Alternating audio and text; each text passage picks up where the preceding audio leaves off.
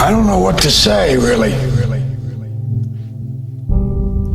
3 minutes till the biggest battle of our professional lives. All comes down to today.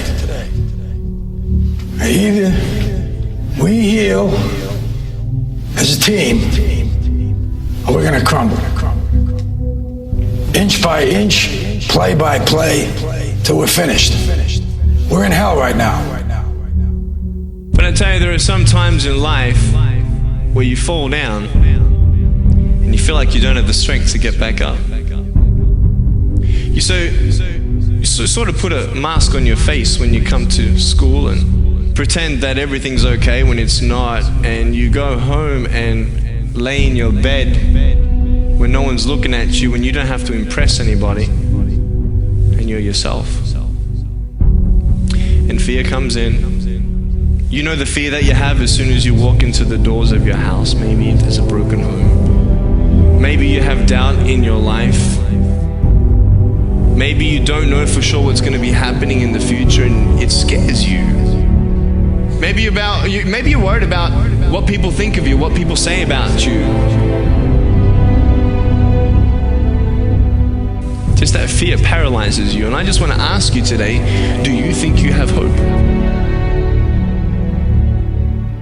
Let me tell you something you already know. The world ain't all sunshine and rainbows. It's a very mean and nasty place, and I don't care how tough you are, it will beat you to your knees and keep you there permanently if you let it. You, me, or nobody is gonna hit as hard as life. But it ain't about how hard you hit.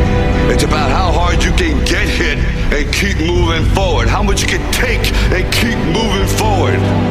That's how winning is done. Pain is temporary. It may last for a minute, or an hour, or a day, or even a year. But eventually, it will subside, and something else will take its place. If I quit, however, it will last forever.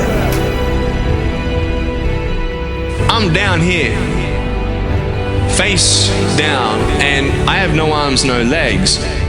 It should be impossible for me to get back up. It should be impossible for me to get back up, but it's not. You see, I will try 100 times to get up, and if I fail 100 times, if I fail and I give up, do you think that I'm ever going to get up? No. But if I fail, I try again, and again, and again. For as long as I try, there's always that chance of getting up. You find out life's this game of inches. So is football. Because in either game, life or football, the margin for error is so small. I mean, 1/2 a step too late or too early, and you don't quite make it. 1/2 second too slow, too fast, you don't quite catch it. The inches we need are everywhere around us. Now, if you know what you're worth, now go out and get what you're worth. But you gotta be willing to take the hits and not pointing fingers saying you ain't where you wanna be because of him or her or anybody. Cowards do that, and that ain't you. You're better than that.